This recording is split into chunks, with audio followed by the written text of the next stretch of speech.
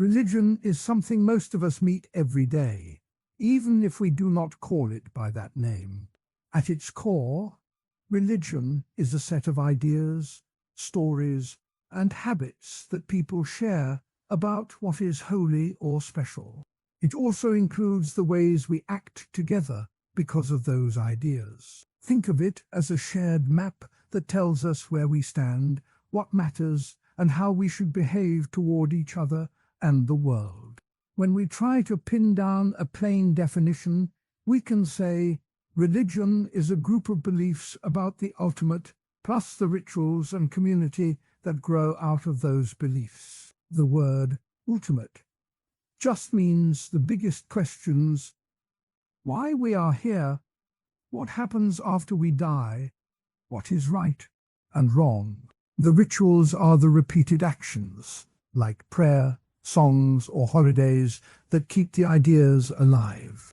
The community part is the feeling that we belong to a group that shares those ideas. Émile Durkheim, a French thinker from the late 1800s, liked to look at religion as a social glue. He wrote that religion is a unified system of beliefs and practices relative to sacred things. In simple words, he meant that religion ties people together by giving them a set of things that are set apart as special. Durkheim saw the sacred as anything that a group says is worth protecting, respecting, or fearing. By agreeing on what is sacred, people feel a bond that can hold a society together.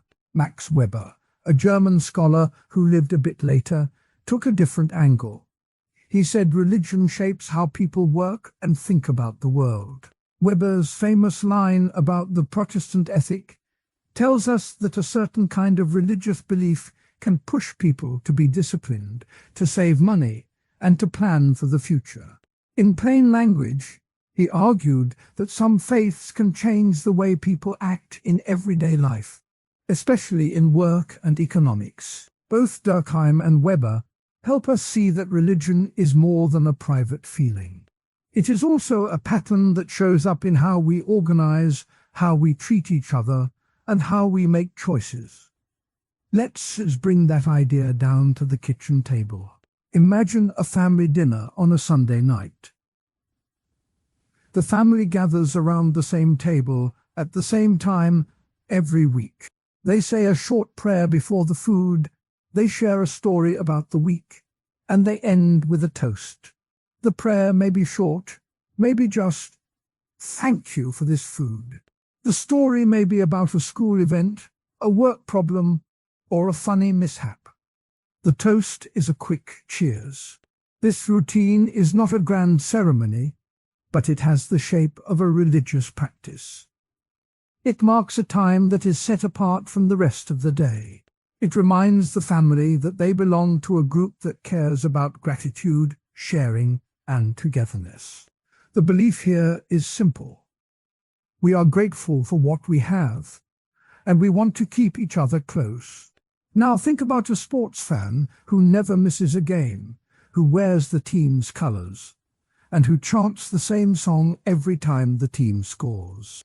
The fan may say, "I love my team because they represent my town." The fan's loyalty can feel almost sacred. The chants, the jerseys, the rituals of meeting at the bar all act like a mini religion. The belief is that the team stands for something bigger than just a game: pride, identity, community. The fans' actions, like buying tickets, wearing a hat, or traveling to a stadium, are the rituals that keep that belief alive. Both examples show how belief works in daily life.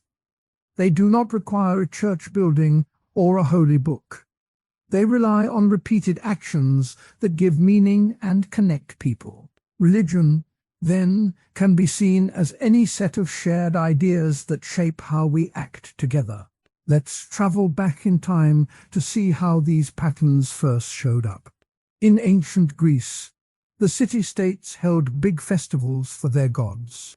The most famous was the Dionysia in Athens, a celebration of the god of wine and theatre. Citizens would gather, wear special masks, watch plays, and drink together.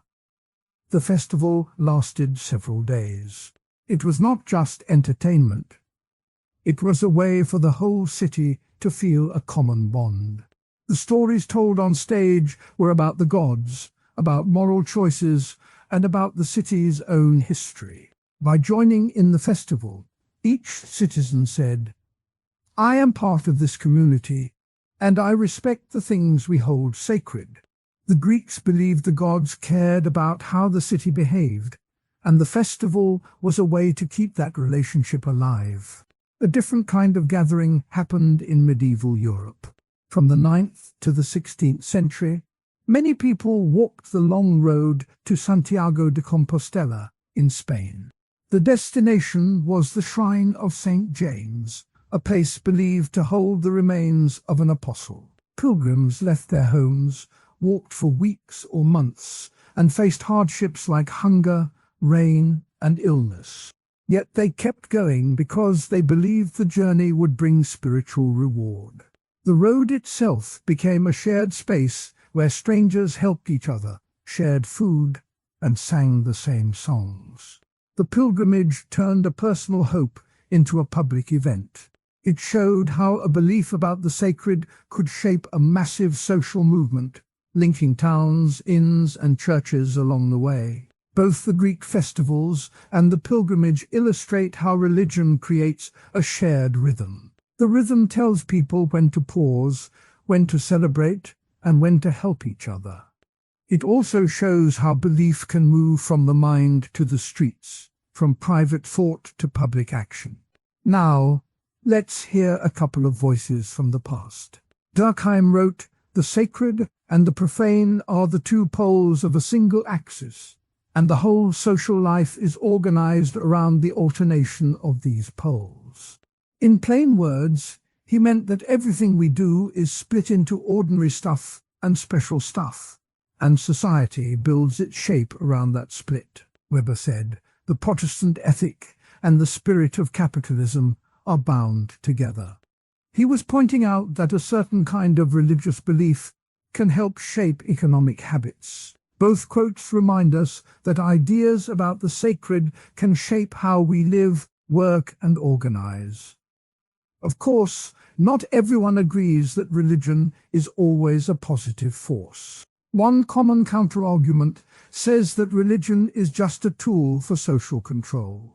The claim is that leaders use the idea of the sacred to keep people in line, to make them obey rules, and to stop them from questioning authority. This view points to times when governments or rulers demanded that people follow a state religion, punish those who dissent, or use fear of divine punishment to enforce laws. The argument says that the real purpose of religion is to keep power in the hands of a few, not to help people find meaning. A second counterargument says that religion is purely a personal feeling, a private matter that does not need to be studied socially. This view holds that belief is an inner experience, like love or grief, that cannot be measured or compared across groups. It suggests that trying to define religion in a social sense misses the point that the core of faith is an individual's relationship with the divine, and that any public aspect is just an add-on. Both of these challenges matter because they push us to look deeper. If religion can be used for control, we need to ask how to keep it honest.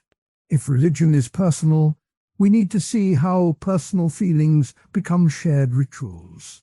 The answers often lie in the middle, where belief meets community. Let's bring the ideas back to everyday life. Think of a high school student who joins a campus club that meets every Friday to discuss big questions about life, the universe, and purpose. The club does not call itself a religion, but it has a set of ideas, a regular meeting, a shared language, and a feeling of belonging. The student may feel a sense of purpose, may adopt habits like reading philosophy, and may form friendships that shape how they act. This shows how the same pattern of belief, ritual, and community can appear outside traditional religious settings. In modern times, many people talk about spiritual but not religious. They may meditate, practice yoga, or follow a set of values about kindness and nature. These practices still have the three parts Durkheim mentioned: a belief about something sacred, the inner self or the planet, a ritual, meditation, yoga poses, and a community, online groups, classes. The label may change, but the structure stays the same. When we look at the sports fan example again, we can see a modern twist. A fan may post on social media, wear a jersey, and join a virtual watch party. The digital world adds new ways to share the ritual. The belief that the team represents something larger spreads through hashtags and memes. The fan's loyalty becomes part of a global network, not just a local bar. This shows how the old pattern of belief can adapt to new technology. Another modern illustration is the way people celebrate Earth Day. Some people treat the planet as a sacred trust. They gather for clean-up events, plant trees, and chant slogans about protecting the Earth. The belief is that the planet deserves respect. The ritual is the clean-up, and the community is the volunteers. Even though Earth Day is not a religion, the structure mirrors what Durkheim and Weber described. These examples help us see why the question, "What is religion?" matters. If we can spot the pattern in many parts of life, we can understand how ideas shape actions. We can also see how to protect the good parts, the sense of belonging, the moral guide, the shared care, while watching out for the bad parts, the use of fear, the suppression of dissent, the exclusion of outsiders. Later in the series, when we talk about faith and reason, we will return to these ideas. Faith is the personal side of belief, the inner conviction that something is true. Reason is the way we test those ideas, ask questions, and look for evidence. The tension between them often shows up in the same places we just described. For example, a pilgrim may have faith that the journey will bring grace, but also reason that walking a long road will be hard. A sports fan may feel faith in the team's spirit, yet use reason to analyze statistics. Understanding both sides helps us see the full picture. Let's explore a couple more stories that bring the point home. In the early 1900s, a small town in the American Midwest built a community hall that served as both a church and a school. Every Sunday, families gathered for a short sermon, sang a hymn, and then shared a potluck dinner. The next day, the same hall hosted a town meeting where people discussed the road budget. The building was a place where sacred ideas and civic matters met.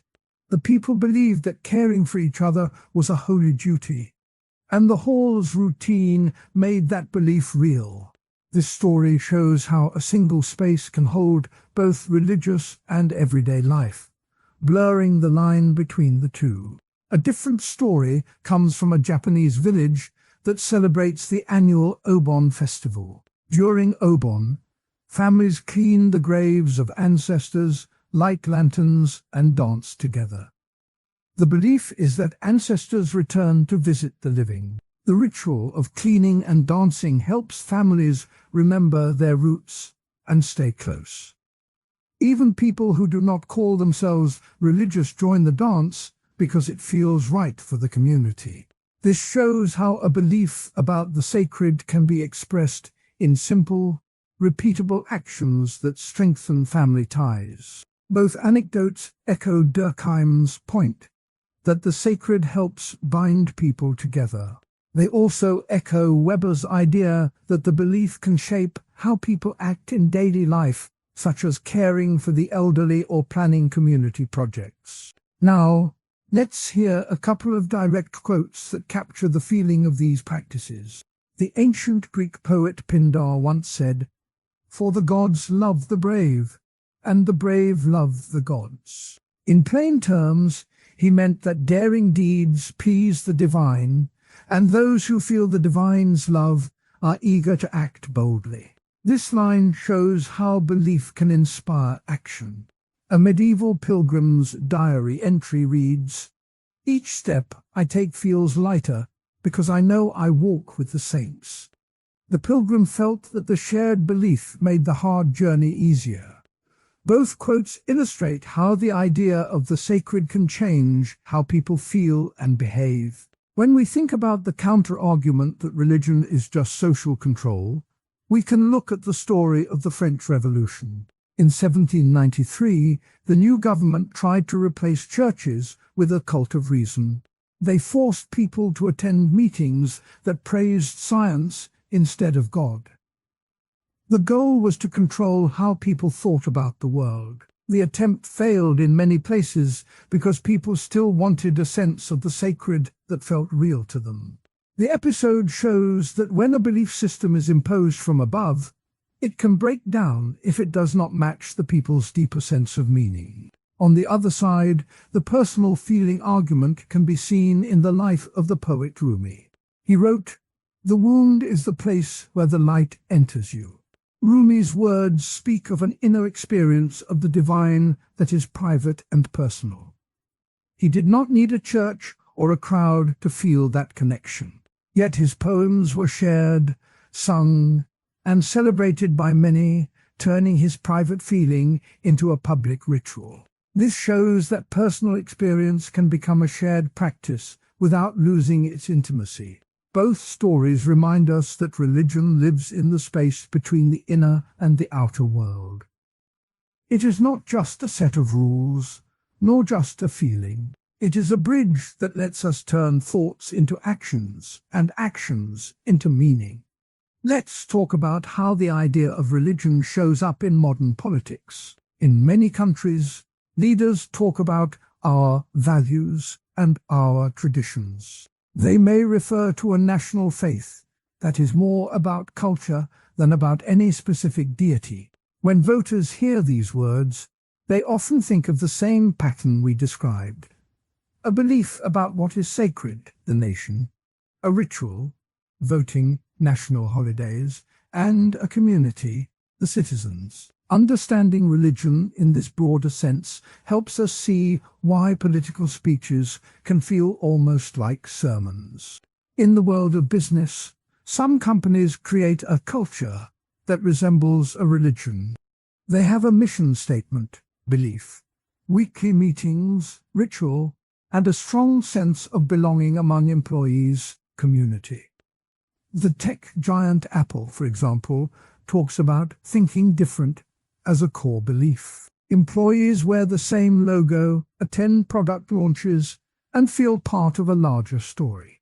While Apple is not a church, the structure mirrors the three parts of religion. This shows how the pattern can be used in many fields, not just in places of worship. When we look at these modern forms, we can ask, does the word religion still matter? The answer is yes, because the word helps us see the deeper pattern. It reminds us that any shared belief system can have power, both good and bad. It also reminds us to ask who decides what is sacred, whose rituals are included, and who gets to belong.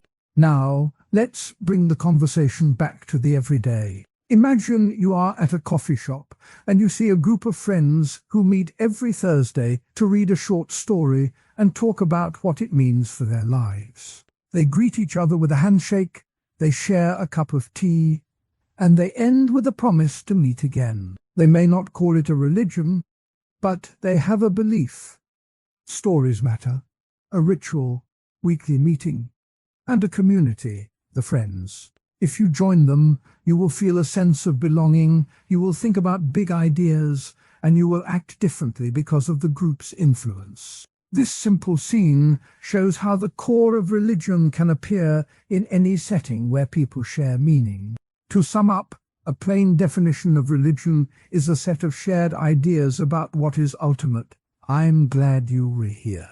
Let's sit down with a cup of coffee and talk about the classic arguments that people have used for a very long time to say that God exists. I'll tell you the stories, the people, the old debates, and the objections that keep the conversation alive. I'll try to keep it simple, like we were chatting in a kitchen.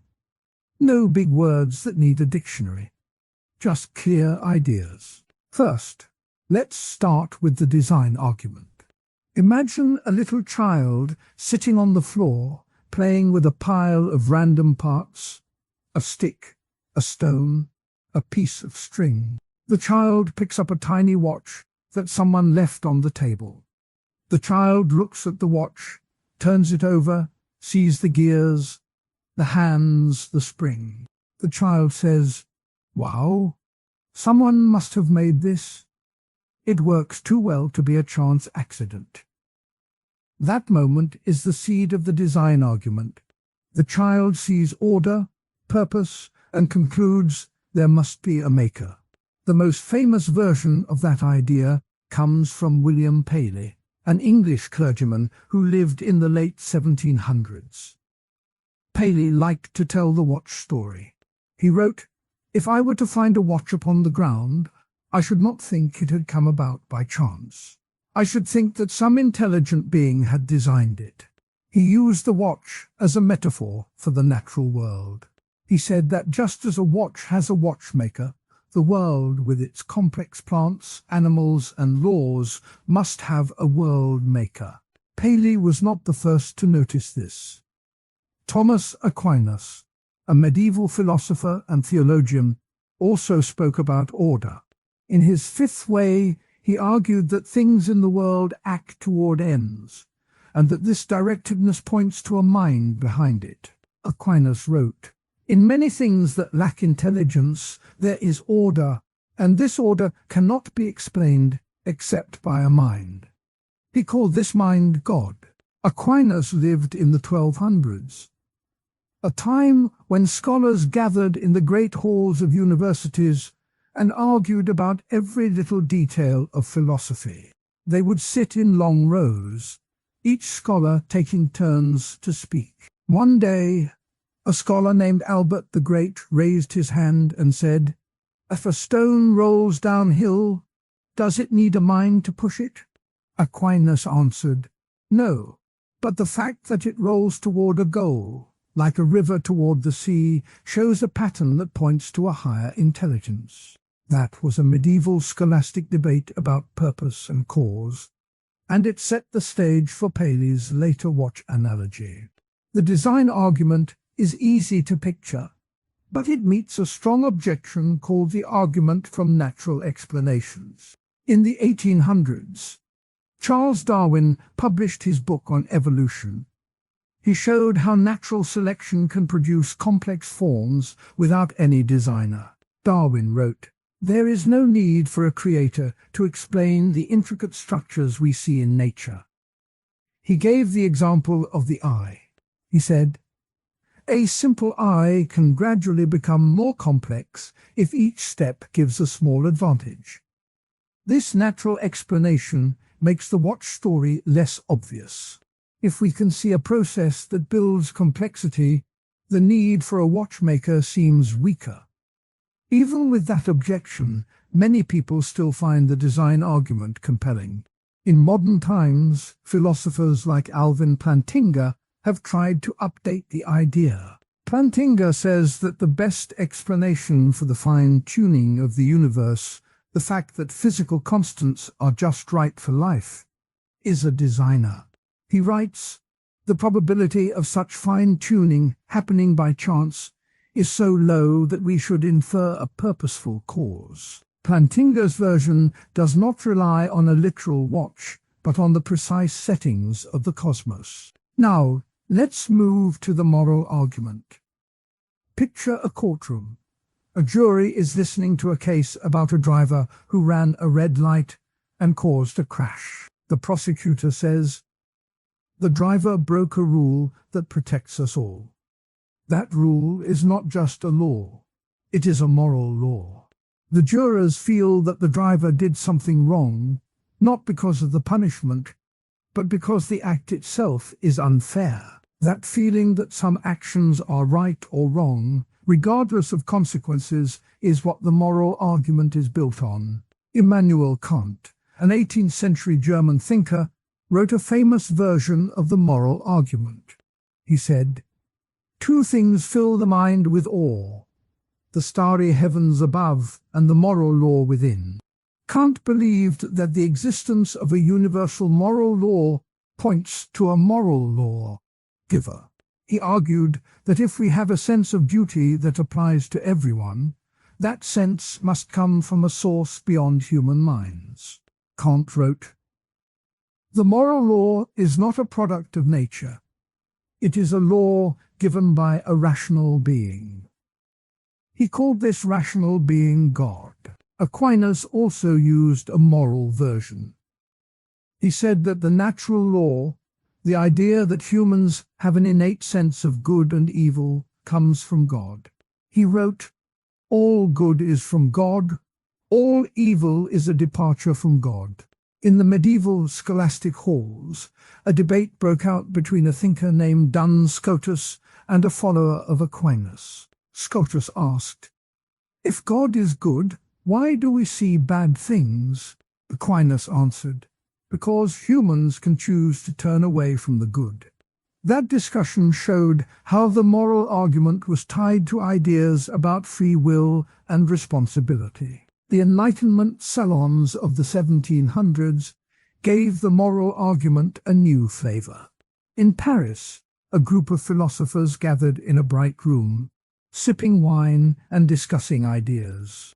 One night, the host, Madame de Staël, asked, "Do we need God to have a sense of right and wrong?" A young writer, Voltaire, replied, "We feel the urge to be just because we are social creatures, not because of a deity." Another guest, the mathematician D'Alembert, argued the moral sense can be explained by the need to cooperate. The salon debate showed that even in an age of reason, the moral argument still sparked lively conversation. But the moral argument faces a serious challenge called the problem of evil. If there is a perfectly good, all-powerful creator, why does so much suffering exist? The ancient Greek philosopher Epicurus asked, "Is God willing to prevent evil, but not able? Or is he able, but not willing?" The English philosopher David Hume took this further. He wrote, "If God were benevolent, why does he allow so much misery?" Hume's point is that the presence of evil seems to contradict the idea of a loving, powerful God. This objection forces the moral argument to explain why a good creator would allow bad things. Another counterargument is the argument from natural explanations, which we already saw in the design case. Some modern philosophers say that our moral feelings can be traced to evolution. They argue that societies that punished selfish behavior survived better, so our sense of right and wrong is a product of natural selection, not a divine command. This view suggests that the moral law does not need a law giver. Let's look at the first cause argument now. Imagine a line of dominoes standing upright. You push the first one, and each one knocks the next.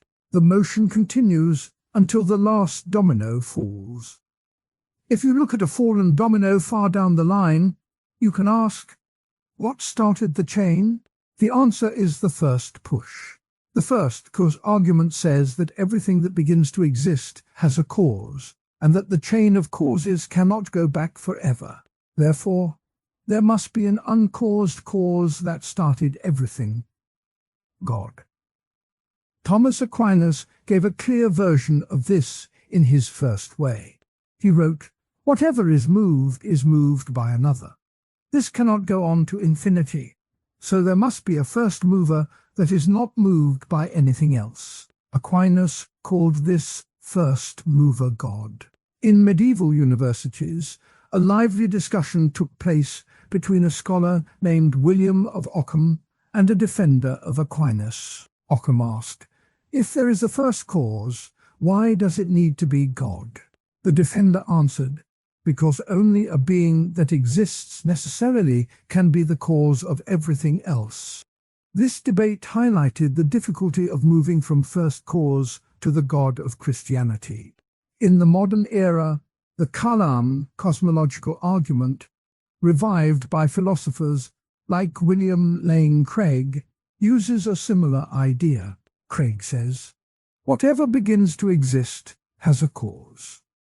The universe began to exist. Therefore, the universe has a cause." He adds, "The cause must be outside time, unchanging and powerful, qualities we attribute to God." Craig often quotes the biblical writer Paul. "In the beginning, God created the heavens and the earth." He uses the quote to show that the idea of a creator has deep roots. The first cause argument also appears in the writings of the Enlightenment thinker Gottfried Wilhelm Leibniz. He asked, "Why is there something rather than nothing?" Leibniz answered, "Because a necessary being chose to create." He called that necessary being God. In the salons of Berlin, a group of philosophers discussed Leibniz's question over tea. One said, "If nothing could have been, then why is there anything?" Another replied, "Because there is a reason, a purpose, that we call God." The conversation shows how the first cause idea kept people thinking for centuries. Now we turn to the experience argument, sometimes called the argument from religious experience. Picture yourself standing on a quiet beach at sunrise. The sky turns pink, the waves whisper, and a feeling of awe fills you. You feel something larger than yourself, something that seems to touch the deepest part of your heart. That feeling can be described as a religious experience. The argument says that if many people have such experiences, and those experiences point to a reality beyond the material world, then that reality, God, is likely real. William James, an American philosopher from the early 1900s, wrote a classic book called The Varieties of Religious Experience. He said, "If a large number of people report a sense of the divine, we cannot simply dismiss it as illusion." James argued that these experiences have a practical effect. They change lives, give hope, and inspire moral action. He wrote, "The truth of an experience is not decided by its source, but by its fruits." James' work made the experience argument popular in modern philosophy. A different voice comes from the mystic Saint Teresa of Avila, a 16th-century Spanish nun. She described a vision of a bright light that filled her heart. She wrote, "The love of God is a fire that burns without hurting." Her writings were read by philosophers like Søren Kierkegaard, who used her experience to argue that faith is a personal inward journey. Kierkegaard wrote, "Faith begins where reason ends, in the depth of the heart." These historical anecdotes show that the experience argument has been part of the conversation for a long time. Even in the Enlightenment salons, people talked about experience. A French philosopher named Madame de Pompadour asked, "Do we need miracles, or can a simple feeling of wonder be enough?" The group replied, "A feeling of wonder can open a mind to the divine, even if it is not a miracle." The discussion shows that the experience argument can be both personal and communal. Of course, the experience argument also meets the problem of evil. If God is present in moments of awe, why does he seem absent in moments of suffering? A modern writer, C.S. Lewis, answered this by saying, "God is most present in the darkness, not the light." He suggested that the divine can be hidden, allowing free will and growth. Critics, however, say that this answer does not solve the logical tension between a loving God and real pain. Another objection comes from the argument from natural explanations. Scientists study the brain and find that certain chemicals, like dopamine, can produce feelings of awe and transcendence. If a chemical reaction can mimic a divine experience, perhaps the experience is just a brain effect. The philosopher Daniel Dennett wrote, "We can explain the feeling of the holy as a product of neural processes." This view challenges the claim that religious experiences point to a supernatural reality. Let's bring these four arguments together with some real-world examples. In a courtroom, a lawyer might argue that a defendant's conscience, which tells him right from wrong, is evidence of a moral law given by God. The jury might feel that the law is more than just a set of rules. It feels like a higher standard. In a science classroom, a teacher might point to the precise values of the gravitational constant and argue that such fine-tuning looks like a calibrated instrument, hinting at design.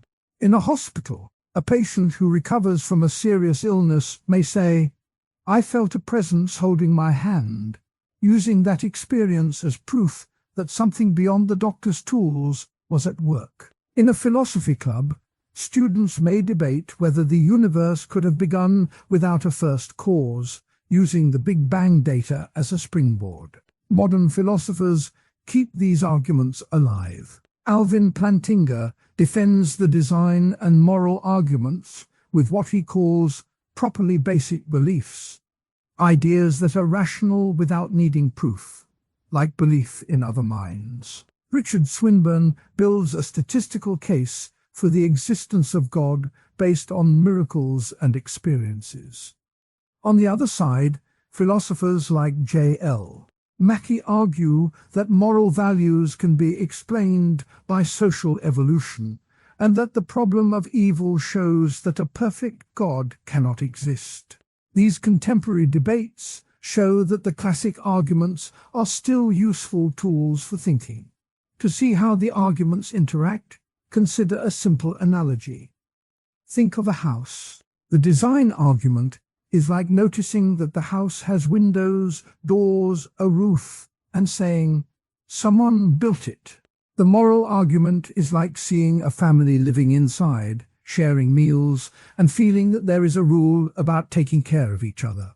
The first, cause argument, is like looking at the foundation and asking, "What laid the first stone?" The experience argument is like feeling warmth from the fireplace and thinking that the fire is more than just wood.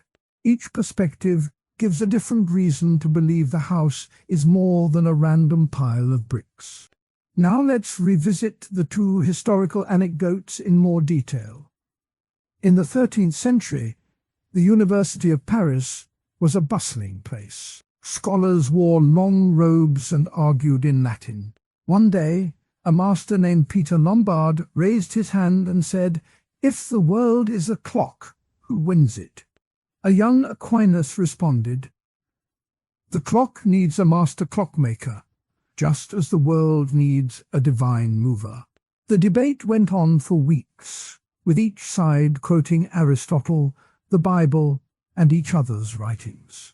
This scholastic debate set the pattern for later thinkers to frame their arguments in terms of cause and purpose. In the late 1700s, the French salon of Madame de Staël became a hotspot for ideas. One evening, the philosopher Condillac, who believed that all knowledge comes from the senses, asked, "Do we need a god to explain the sense of beauty?"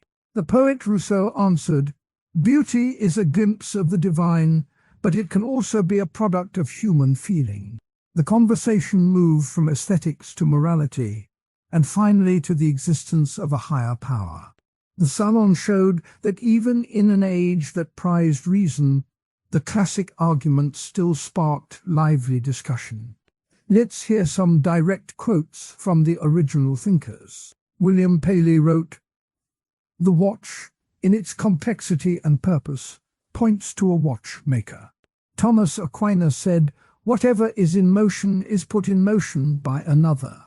Immanuel Kant famously declared, "Two things fill the mind with awe: the starry heavens above and the moral law within." William James noted, "If the feeling of the divine moves a person to love, to act, to be better, then it has when we sit down with a cup of coffee and talk about how religion meets reason and science.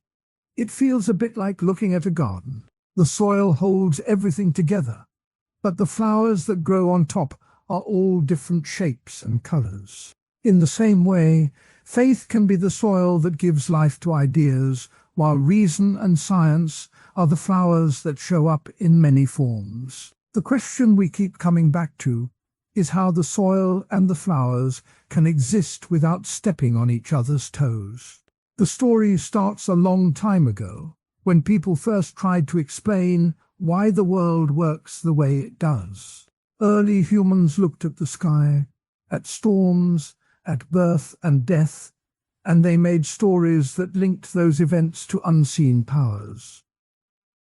Those stories became the first religions. At the same time, some curious minds began to ask, how, instead of why? They wanted to see the gears behind the motions. That split set the stage for a long conversation between two ways of knowing. One of the first voices that asked hard questions about miracles was David Hume. He lived in the 1700s, a time when the new science of physics was changing how people thought about the world. Hume wrote, "A miracle is a violation of the laws of nature. No testimony is sufficient to establish a miracle unless the falsehood of that testimony would be more miraculous than the fact it endeavors to establish."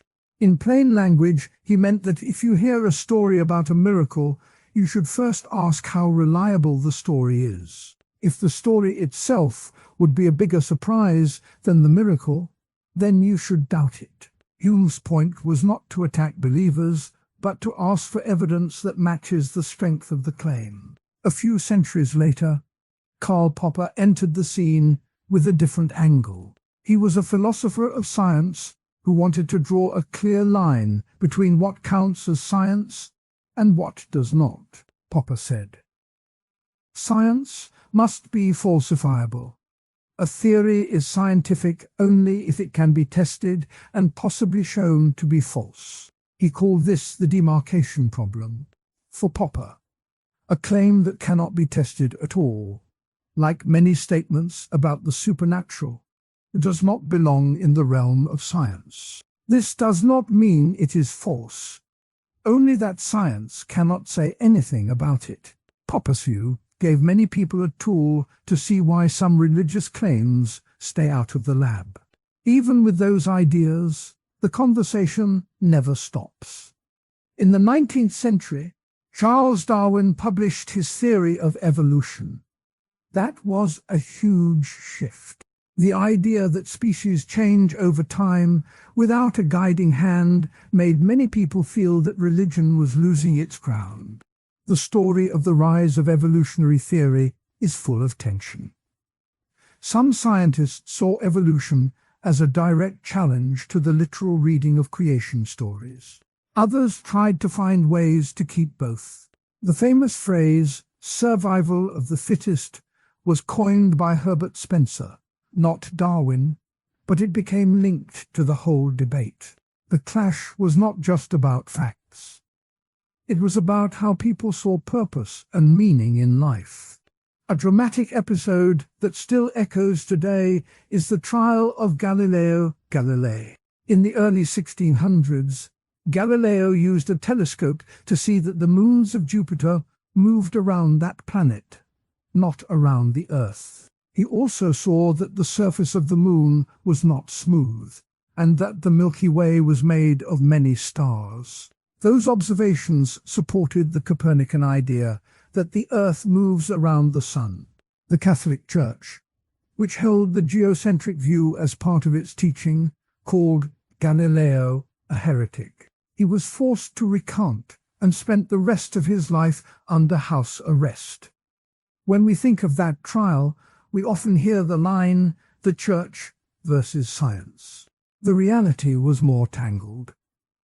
The church was worried about losing authority, and Galileo was eager to share what he saw. The episode shows how fear of losing control can push people to shut down new ideas. Fast forward to today, and you will hear many scientists talk about faith in a way that is not hostile. Francis Collins, the leader of the Human Genome Project, has written a book called The Language of God. He says, "Science tells us how the world works. Faith tells us why it matters." Collins believes that the discovery of the human genome shows a kind of order that can inspire a sense of wonder. He does not claim that his faith is a scientific theory, but he says it helps him live responsibly. Another voice is John Polkinghorne, a physicist who became an Anglican priest. He writes, "Science and religion are two ways of looking at the same reality. They ask different questions." Both of these modern scientists try to keep the garden's soil and its flowers healthy at the same time. One way to picture the relationship is to think of a smartphone. The operating system is the basic platform that lets everything run. It does not tell you which apps you will use, but it makes it possible for them to work. In this picture, reason and science are like the operating system. They give us the rules, the logic, the tools to process information. Religion, then, can be seen as an app that runs on that system.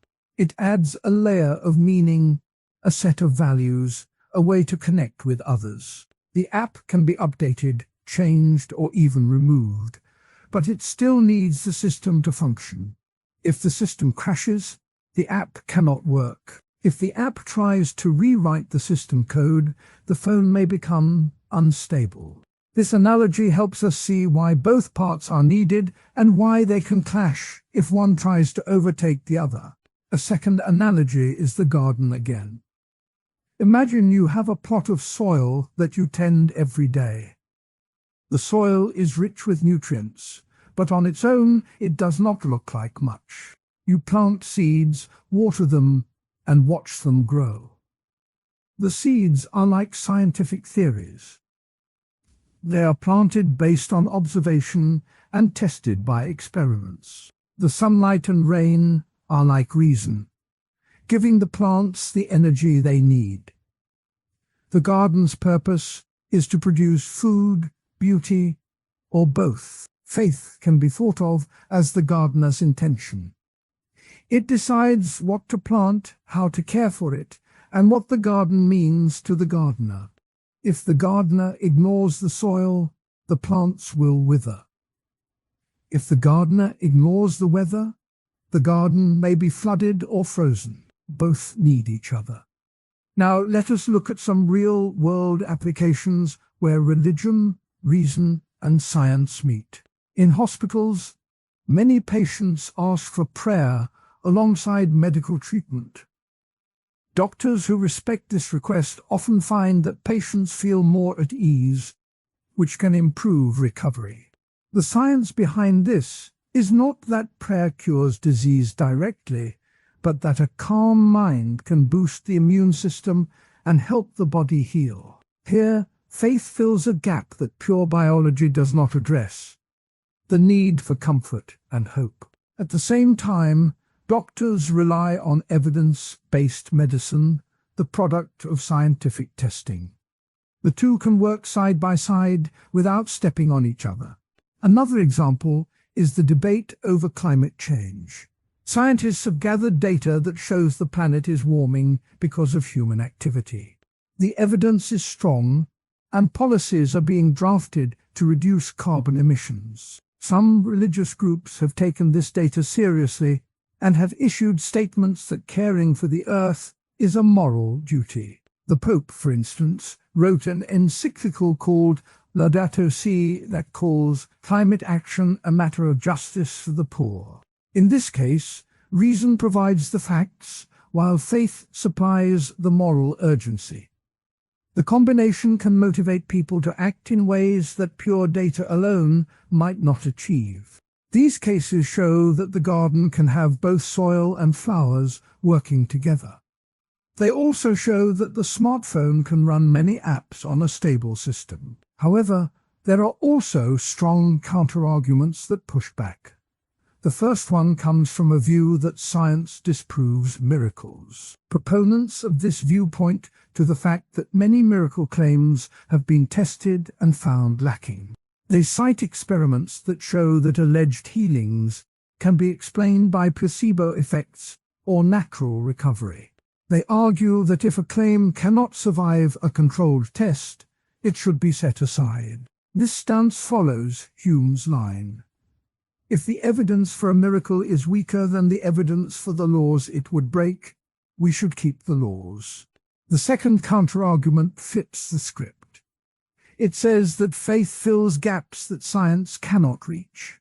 When we look at questions about purpose, meaning, or why there is something rather than nothing, science can describe how things happen, but often stops short of answering why they matter.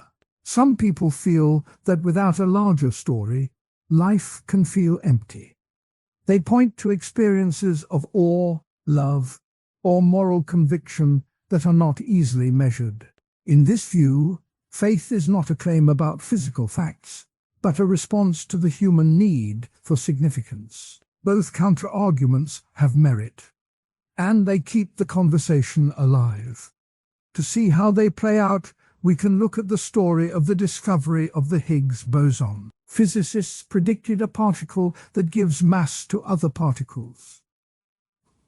When the Large Hadron Collider finally detected it, the result was celebrated worldwide. Some religious thinkers saw this as a glimpse of order in the universe, a sign that the cosmos has a deep structure.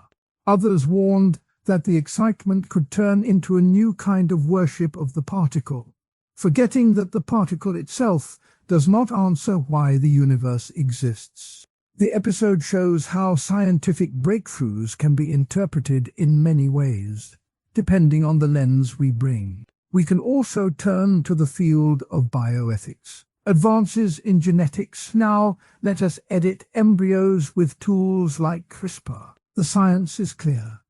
We can remove a gene that causes a disease. But the moral question of whether we should edit the human germline is not a scientific one. Religious traditions often bring a perspective that values the sanctity of life and warns against playing God. At the same time, secular ethicists argue that if we can prevent suffering, we have a duty to act. Here, reason provides the method, faith offers a moral compass, and science supplies the capability. The debate is ongoing, and it shows how the three strands intertwine. Looking back at the Galileo trial, we see a pattern repeat. The Church feared that new ideas would undermine its authority. Galileo feared that the old ideas would block the truth. In modern times, some scientists fear that religious claims will block research, while some believers fear that science will erase the sense of wonder that faith gives. Both sides can become defensive. The lesson from history is that dialogue works better than force. When the Vatican eventually lifted the ban on Galileo's books, it opened a path for better conversation. The rise of evolutionary theory also taught us about the power of evidence. Darwin gathered data from many places: fossils, animal breeding, geographic distribution. He built a story that explained the diversity of life without invoking a designer. Some religious groups rejected the story outright, seeing it as an attack on belief. Others found ways to reinterpret their texts, seeing the creation story as metaphor rather than literal history. Over time, many religious denominations have accepted evolution while keeping a belief in a divine purpose. This shows that ideas can shift and still coexist. In the modern world, we hear many scientists who speak about faith in a balanced way. For instance, the astrophysicist Neil deGrasse Tyson often says that he is an agnostic, not an atheist. He explains that we do not have enough evidence to claim a God, but he also respects people who find meaning in religion. He says, science is a way of thinking, not a belief system. That line reminds us that science does not demand that we abandon all other ways of thinking. It simply asks that we use evidence when we claim something about the physical world. Another voice is the neuroscientist Sam Harris, who argues that religious belief can be harmful when it blocks rational thinking. He points to cases where faith leads people to reject vaccines or deny climate change. Yet even Harris acknowledges that the feeling of awe that comes from a starry night can be a source of moral inspiration. He suggests that we can keep the good parts of religious feeling while using reason to guide action.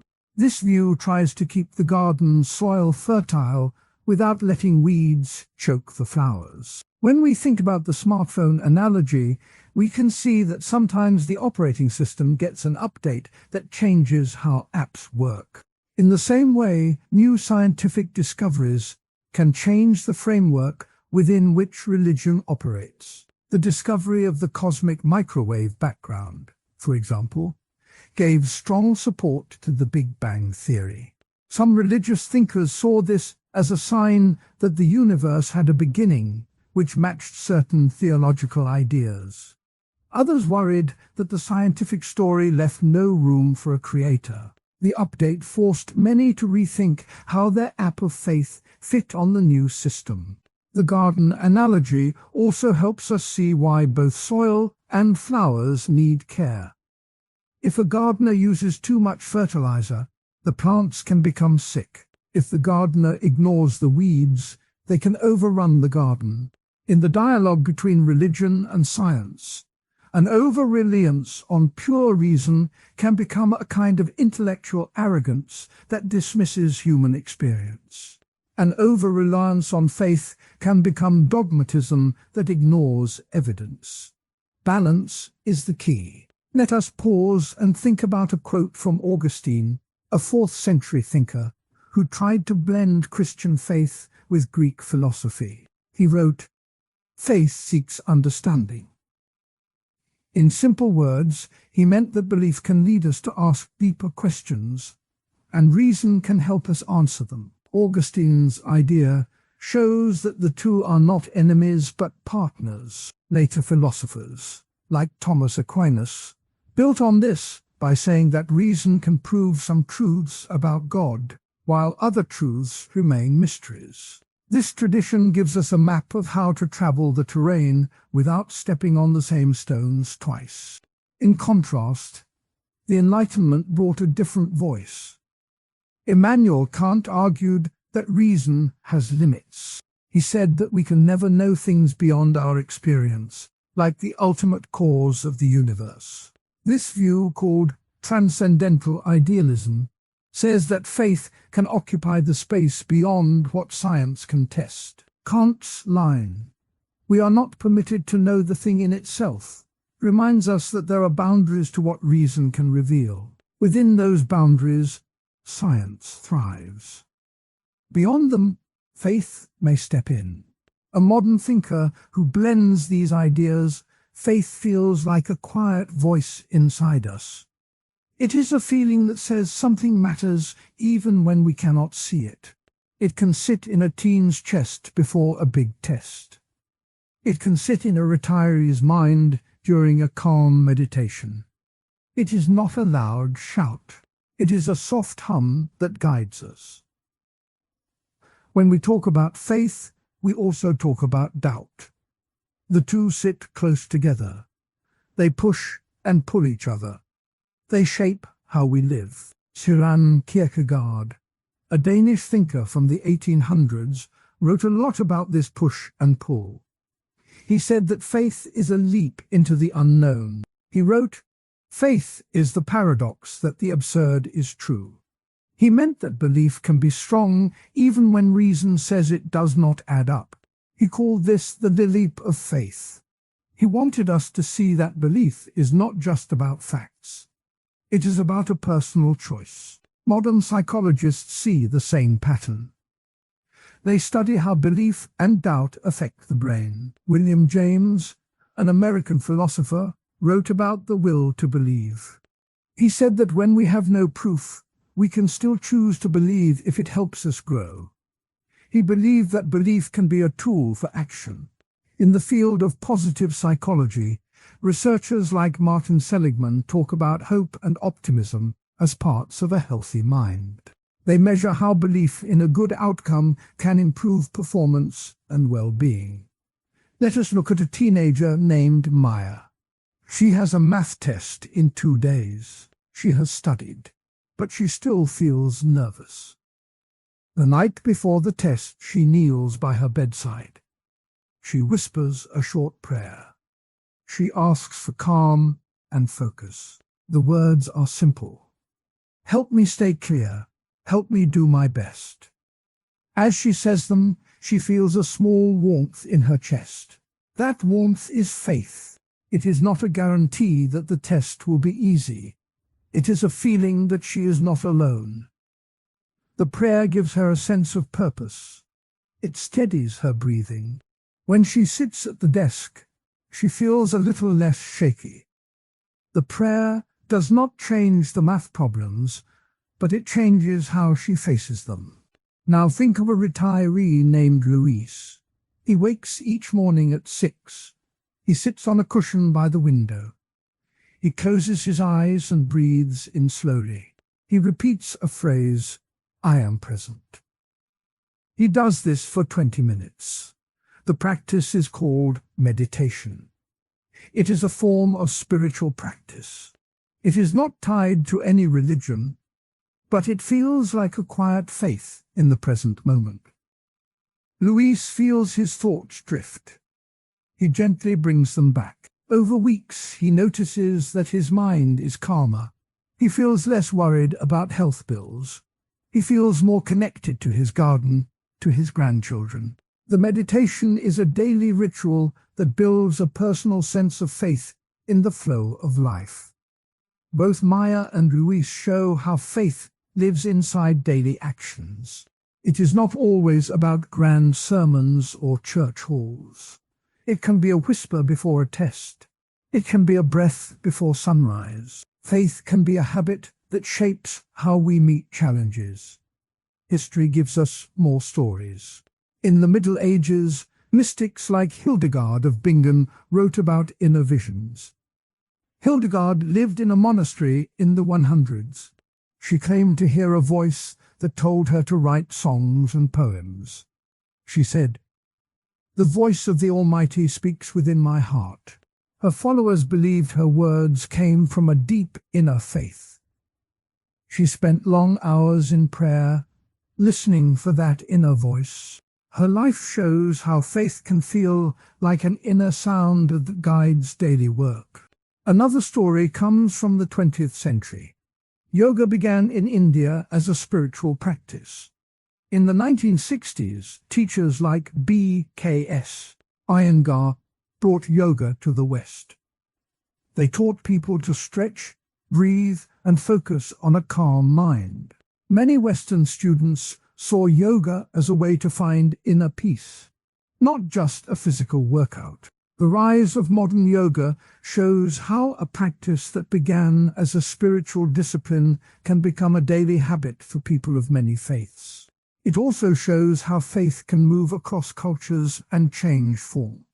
These anecdotes help us see that faith is not a single thing. It can be a prayer, a meditation, a song, a stretch. It can be a feeling of being guided. It can be a trust that something larger cares for us. But there are people who push back. One common claim is that faith is just wishful thinking. They say that believing in something without proof is like hoping for rain in a desert. They argue that faith does not help us understand the world. They point to science, which relies on evidence, and say that faith is a shortcut that avoids hard work. This view says that faith is a comfort that hides from reality. A second counter-argument says that doubt destroys belief. Some think that once you start asking questions, the whole belief system falls apart. They say that doubt is a poison that erodes trust. They claim that if you cannot prove something, you should stop believing it. This view sees doubt as a roadblock, not a companion. Both of these arguments have some truth, but they also miss parts of the picture. The wishful thinking view forgets that belief can motivate action. When Maya prayed, she also studied. The prayer did not replace her work. It added a layer of confidence. The doubt destroys view forgets that doubt can sharpen belief. When a person questions, they may end up with a deeper, more personal faith. Kierkegaard wrote, "Subjectivity is truth." He meant that personal experience can be a source of truth, even if it cannot be measured. William James wrote, "Our belief does not need to be proved, it needs to be lived." He saw doubt as a test that can make belief stronger. Modern psychology also looks at doubt as a healthy part of belief. Researchers like Jonathan Haidt study moral psychology. They find that people who hold strong beliefs also have moments of doubt that keep them from becoming rigid. The balance of faith and doubt can lead to what psychologists call cognitive flexibility. This means the mind can adapt, learn, and stay open. It is not a sign that belief is weak. It is a sign that the mind is alive. Let us bring another everyday picture. Imagine a mother named Sarah. She watches her child learn to walk. The child falls, gets up, and tries again. Sarah feels a mix of fear and hope. She says a quiet prayer for safety. She also doubts whether she can protect the child from every hurt.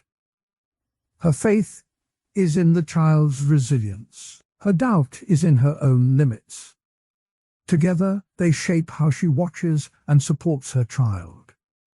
Now picture a college student named Omar. He reads about the universe. He feels awe at the size of space. He wonders if there is a purpose. He reads a quote from the poet Rumi. "The wound is the place where the light enters you." He sees that his own questions are a place for growth. He does not have a clear answer, but he feels a gentle pull toward something larger. His doubt pushes him to study. His faith pushes him to wonder. These small stories show that faith and doubt are not enemies. They are partners. They can be like two friends walking side by side. One carries a lantern, the other carries a map. The lantern lights the path. The map shows direction. Both are needed to travel. When we think about spiritual practice, we see many forms: prayer, meditation, chanting, walking in nature, serving others, reading sacred texts. Each practice can be a way to feel that inner voice. It can be a way to test what we hold dear. It can be a way to turn doubt into curiosity. Kierkegaard also warned about what he called the sickness unto death. He meant that losing oneself in doubt can feel like a deep emptiness. He said, "Anxiety is the dizziness of freedom." He believed that we feel anxiety when we see many possible paths. Faith can help us choose a path without being paralyzed. He did not say that we should ignore doubt. He said we should use it to see the choices, then let faith give us the courage to act. Modern research supports this. A study by Dr. Susan Kraus-Whitbourne on identity found that people who accept uncertainty are more resilient. They do not see doubt as a failure, but as a chance to grow. This matches the idea that doubt can be a stepping stone, not a wall. Let us look at the rise of yoga again. When yoga entered the West, many people thought it was just a fitness trend. Over time, teachers added mindfulness and breath work. They talked about inner stillness. Some critics said, it is just a fad, not real spirituality. Yet many practitioners reported that their daily practice helped them handle stress, improve relationships, and feel a deeper sense of purpose. The practice became a bridge between body and mind. It showed how a spiritual habit can become part of daily life, even for those who do not belong to a religion. The mystics of the Middle Ages also faced criticism. Some church leaders called them heretics. They said the mystics relied on personal visions instead of official doctrine. Yet the mystics kept writing. They said, "The soul that seeks God finds him in silence." Their writings influenced later poets, composers, and even modern thinkers. Their stories remind us that personal faith can survive even when it is challenged. In both cases, the tension between belief and doubt created new forms. The mystics turned inner visions into poetry. Yoga turned ancient practice into modern wellness. Faith and doubt together can spark change. Now let us bring a quote from the Bible, a text that many people know. It says, "Faith is the assurance of things hoped for, the conviction of things not seen." This line shows that faith is about hope and belief in what we cannot see. It does not ask us to abandon reason, but to hold a gentle trust. A modern psychologist, Dr. Brené Brown, talks about vulnerability. She says that being open to not knowing is a brave act. She writes, "Vulnerability is not winning or losing. It's having the courage to show up." This idea lines up with the notion that doubt can be a sign of courage, not weakness. When we talk about spiritual practice, we also see community. A group that meets for prayer can give a sense of belonging. A group that meets for meditation can give shared calm. Community can reinforce faith, but it can also challenge it. A friend may ask, "Why do you pray?" That question can spark doubt, but it can also deepen belief as we explain why we do it. The dialogue between believers and skeptics can be a healthy exchange. Consider a real-world example from the workplace. A manager named Priya faces a tough decision about layoffs. She feels a knot of anxiety. She takes a moment to breathe, to center herself. She thinks of a quote from Kierkegaard thought, "To dare is to lose one's footing temporarily." She decides to act with compassion. She offers support to those affected. Her inner faith in doing what is right guides her, while her doubt about the outcome keeps her careful. The result is a process that feels humane. This shows how faith and doubt can work together in a practical setting. Another example comes from a community garden. A group of volunteers tends a plot in a city. They pray for rain before planting. The rain does not come immediately, but they keep watering. Their faith in the future harvest keeps them at work. Their doubt about the weather makes them plan better. When the first sprouts appear, they feel a quiet joy. The garden becomes a symbol of hope, effort, and patience. It shows how belief in a future outcome can motivate present work. These stories illustrate that faith is not a static feeling. It moves with us. It can be a quiet confidence before a test, a steady breath before sunrise, a whispered prayer before a storm, or a calm mind during a meeting. It can be a feeling of being guided, even when we cannot see the guide. It can be a trust that something larger cares, even if we cannot name it. The counter-argument that faith is just wishful thinking forgets that hope can be a driver. The counter-argument that doubt destroys belief forgets that doubt can sharpen and protect belief from becoming blind. Both arguments miss the middle ground where faith and doubt meet. In that middle ground we find growth. Kierkegaard's idea of the leap of faith is not a reckless jump. It is a step taken after we have looked at the ground, felt the wind, and decided that the step is worth taking. He wrote, "To have faith is to be willing to risk the loss of everything you have for the sake of a higher good." Modern psychologists see a similar pattern. They call it risk-taking for valued goals. When we risk something because we believe in a larger purpose, we feel alive. William James wrote, "Our belief does not need to be proved, it needs to be lived." He meant that belief shows its worth in how we act. A teenager who prays before a test may still study hard. A retiree who meditates may still help a neighbor. Their belief is part of their daily actions.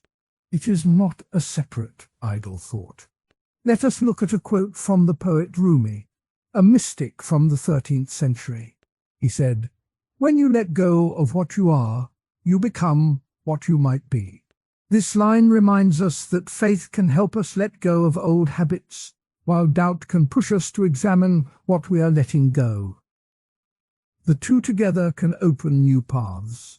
In modern times, the psychologist Carl Rogers talked about the fully functioning person. He said that a person who trusts their own experience can grow. He believed that an inner sense of worth can guide us, much like faith. He also said that we need to be open to feedback, which is a form of doubt. This shows that even in therapy, faith and doubt work side by side. When we think about spiritual practice, we can also think about art. A painter may pray before a canvas. He may doubt his skill. He may still paint because his belief in the act of creation pushes him forward. The finished painting may become a symbol of his inner journey. Art can be a practice that blends faith and doubt. In schools, teachers may ask students to write about what they hope for. The act of writing can be a small prayer. Students may doubt their abilities, but the hope they write can give them a sense of direction. The classroom becomes a place where faith in learning meets doubt about performance. The balance can help students grow. The modern rise of mindfulness in schools also shows this mix. Teachers ask students to sit quietly, notice their breath. The practice is a kind of meditation. Some students may doubt that it works. Yet many report feeling calmer. The practice is a simple habit that can be done daily, like a prayer. It shows how a spiritual habit can be part of ordinary life. Let us return to the two everyday examples. Maya's prayer before the test is a moment of faith. She hopes for calm. She also doubts her knowledge. She uses both feelings. The prayer does not replace study, but it adds a layer of confidence. Luis's meditation is a daily ritual. He trusts that sitting still will bring peace. He doubts that his mind will stay quiet. He keeps returning to the practice. Both examples show that faith and doubt can live together in the same person. The two historical anecdotes also show the same pattern. Hildegard of Bingen heard a voice that guided her writing. She also faced skepticism from her peers. She kept writing because her faith in the voice was stronger than the doubt around her. The rise of yoga in the West faced critics who said it was a fad. Teachers kept practicing because they believed in the deeper benefits. Their doubt about acceptance made them work harder to explain the practice. In both cases, faith and doubt helped shape a lasting tradition. When we look at quotes from primary sources, we see that these ideas have been around for a long time. Kierkegaard, "See faith is the paradox that when we sit down to talk about the big ideas that pull at the strings of our lives, it is hard not to notice how often religion shows up.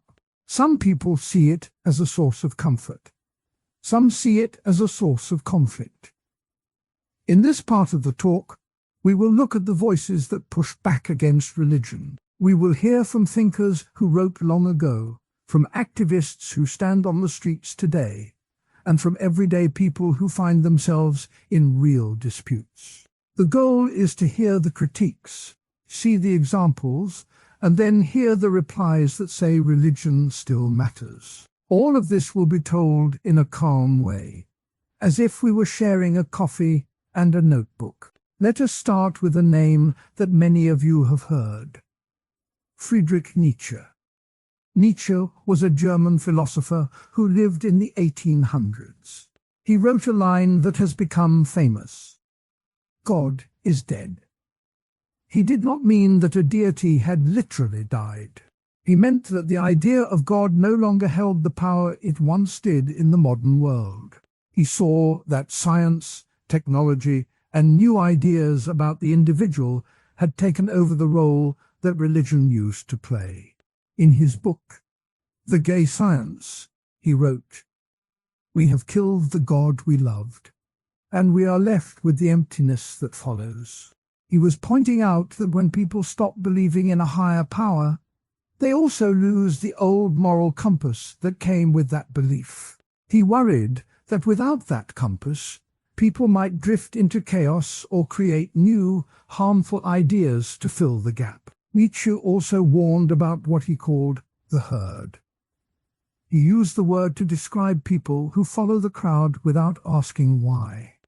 He thought that religion often kept people in the herd, making them obey rules because a church told them to, not because they thought it was right. He wrote, "The greatest event of recent times, that which has made the most people feel the most uneasy, was the death of God." For Nietzsche, the death of God was a chance for people to become creators of their own values. But he also saw a danger. If people did not replace the old values with strong new ones, they could fall into a kind of moral numbness.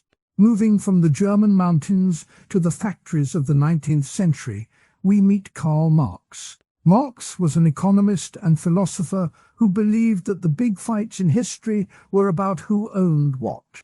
He wrote, "Religion is the opium of the people." That line often gets quoted in short form, but the full idea is richer. In his critique of Hegel's philosophy of right, Marx explained that religion works like a drug. It soothes the pain of the poor and oppressed, but it also keeps them from seeing the real cause of their suffering. The way the economy is set up. He thought that when people think their hardships are part of a divine plan, they are less likely to fight for change.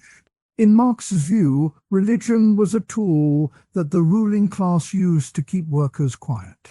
He believed that once people realized the true source of their problems, they would throw off the chains of both economic exploitation and religious illusion. Marx's critique was not only about churches or temples.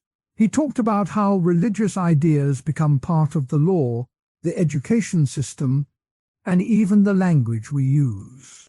He said that the ruling class spreads the ideas of the ruling class, and that includes religious ideas that support the status quo. For Marx, the fight against religion was part of a larger fight against all systems that keep the few in power. Fast forward to the present day. A number of modern thinkers keep the critique alive. Sam Harris, a neuroscientist and writer, says that religion often blocks scientific thinking. He argues that when a belief is taken as absolute truth, it can stop us from asking questions that could improve health, education, and technology. In his book, The End of Faith, he writes, "When we accept a claim without evidence, we give up the chance to test it and improve it." Harris also points out that many conflicts in the world have a religious flavor, even when the deeper causes are political or economic. Richard Dawkins, an evolutionary biologist, takes a similar path. He calls religion a meme, a unit of cultural information that spreads from mind to mind. In his The God Delusion, he says that ideas about gods act like viruses. They copy themselves, sometimes without helping the host. Dawkins writes, "The belief in a supernatural creator is a belief that has no evidence but spreads because it gives comfort." He also notes that the comfort can be a double-edged sword. It can help people cope with loss, but it can also keep them from looking for natural explanations that could lead to better medical treatments. Another voice is that of Ayaan Hirsi Ali, a former Muslim who now speaks about the need to protect free speech and women's rights. She says that some religious traditions give permission for practices that hurt women, such as forced marriage or female genital cutting. She argues that when a religion claims a divine command, it can become difficult for societies to challenge those practices without being accused of intolerance. She writes, "When the law says that a belief is beyond criticism, we lose the ability to protect the vulnerable." Secular humanists, a group that includes people like Peter Singer and the late Christopher Hitchens, also join the conversation. They argue that we can build a moral life without a God. Singer, a philosopher who works on animal rights, says that caring for others does not need a divine command. It can be based on our shared capacity to feel pain. He writes, "We do not need a heavenly judge to tell us that cruelty is wrong. We can see it with our own eyes." Hitchens, in God is Not Great, says that many wars, crusades, and persecutions have been justified in the name of God, and that those histories should make us question the role of religion in public life. All of these thinkers share a common thread. They see religion as something that can hold back progress, keep people from questioning, and sometimes be used to justify harm. They do not all agree on every point, but they all ask us to look at the costs of believing without evidence and the ways that belief can be used to control. Now, let us bring these ideas down to the level of everyday life. Imagine a small town in the Midwest. The town has a historic church that sits on a piece of land that also houses the local library and community center. The church has been there for a century, and it has a special tax status that says it does not have to pay property taxes because it is a religious institution. A group of residents, many of them not members of the church, start to ask why the church does not pay the same taxes that the library does. They argue that the church benefits from the same public services, police, fire, roads, as everyone else. They point out that the tax money could be used to fix the library's roof. The church leaders say that the tax exemption is part of the constitutional guarantee that the government does not interfere with religion. They also say that the church provides food banks and after-school programs that help the whole town. The debate goes on at town hall meetings, in local newspapers, and on social media. Some people bring up the idea that the church's tax status is a relic of a time when most people were religious, and that today it creates an unfair advantage. Others say that taking away the exemption would hurt the church's ability to help the poor. This real-world dispute shows how a philosophical critique, like Marx's point about religion keeping the poor in place, can turn into a concrete argument about fairness and public money. A second example takes place in a high school in a large city. A student group called Students for Equality decides to ask the school board to remove a large crucifix that hangs in the main hallway. The crucifix was donated decades ago by a local parish and has become a familiar part of the school's decor. The student group says that the symbol makes some students feel excluded, especially those who come from families that do not share the Christian faith. They argue that a public school, which receives government funding, should stay neutral on religion. The school's principal says that the crucifix is part of the building's history, and that removing it would erase part of the school's identity. Some parents write letters defending the crucifix, saying it reminds them of moral values and community. The board ends up holding a public hearing where students, parents, and teachers share stories. Some talk about how the crucifix helped them feel a sense of belonging. Others talk about feeling invisible or pressured to conform. In the end, the board decides to replace the crucifix with a display that explains the school's history, including the role of the parish, while also showing symbols from other faiths and cultures. This story shows how a modern critique, like the one Harris makes about religious symbols shaping public discourse, plays out in a setting where personal meaning and public policy meet. Both of these examples let us see the tension that critics point out. On one side, we have arguments that religion can be a source of social good. The church in the town runs a food pantry that feeds dozens of families each week. The crucifix in the school reminded some students of a moral compass that guided them toward honesty and service. On the other side, we have the concerns that the same religious presence can create unfair advantages or make others feel left out. These two sides are the heart of the debate we are exploring. To understand why the clash has such deep roots, let us look back at two moments in history that changed the way people thought about religion and power. The first is the French Revolution, which began in 1789. At that time, the Catholic Church owned a huge amount of land, collected taxes, and held a privileged place in the government.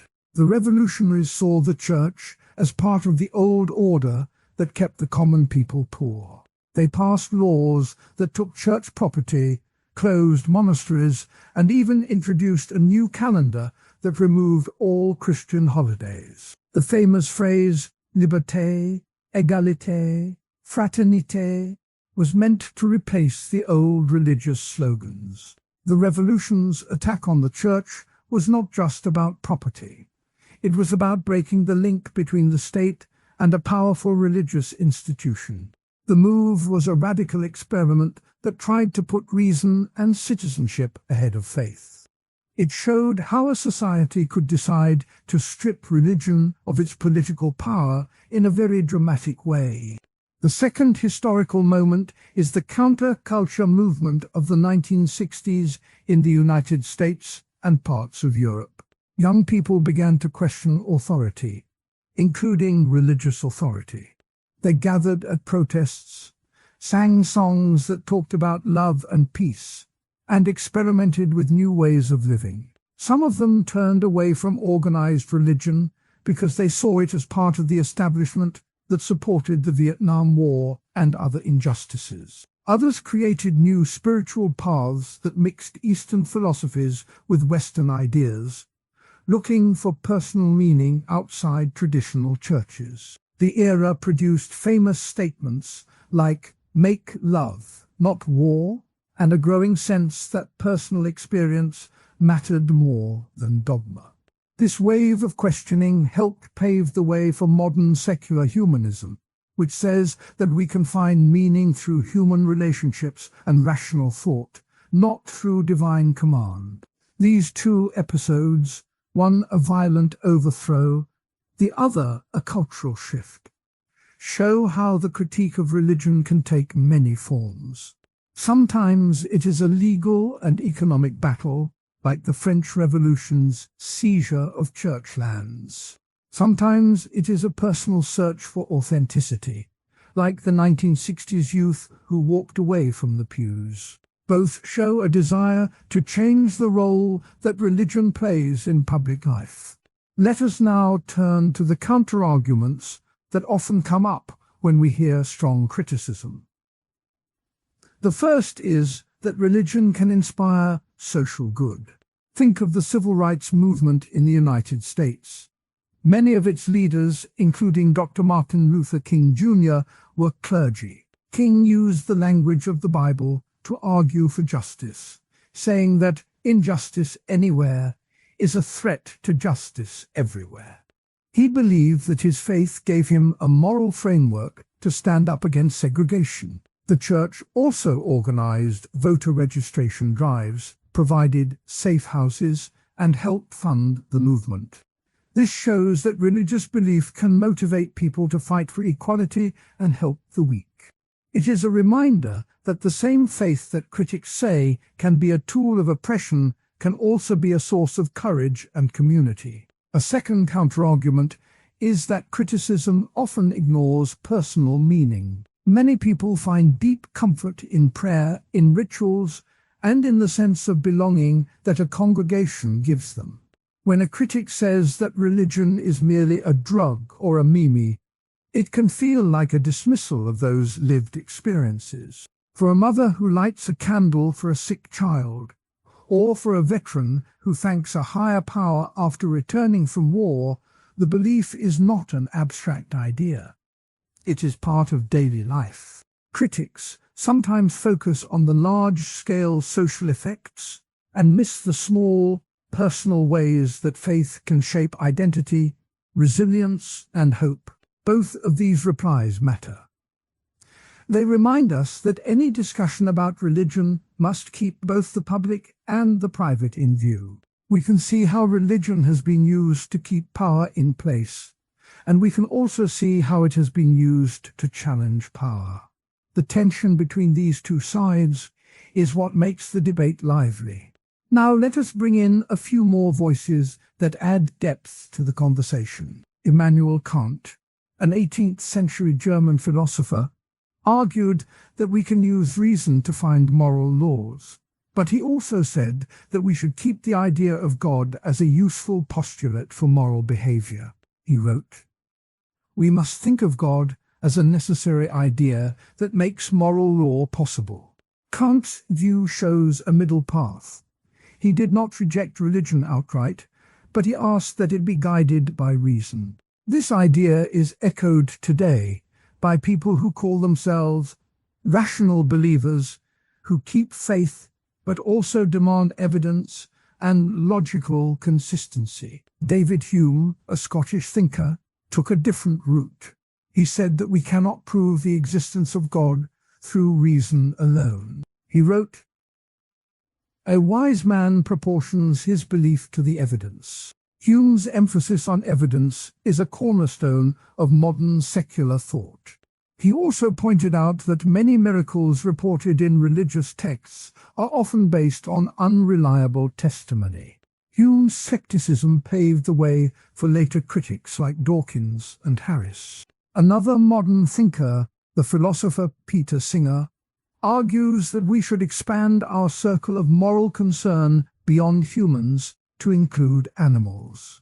He says that the idea that only humans have souls is a religious claim that limits our compassion. He writes, "If we can suffer, we deserve moral consideration." Singer's argument shows how a secular ethic can grow out of questioning religious boundaries. These thinkers, together with Nietzsche, Marx, and modern humanists, form a chorus of critique that asks us to examine why we hold the beliefs we do, what those beliefs do for us, and what they do to the world around us. Let us go back to the town debate about the church tax status. One of the town's residents, Maria, says, "If the church is helping the poor, why should we ask it to pay taxes? It is already giving back." Another resident, Jamal, replies, "The church gets a big break on taxes, but the library does not. That is not fair to the people who use the library."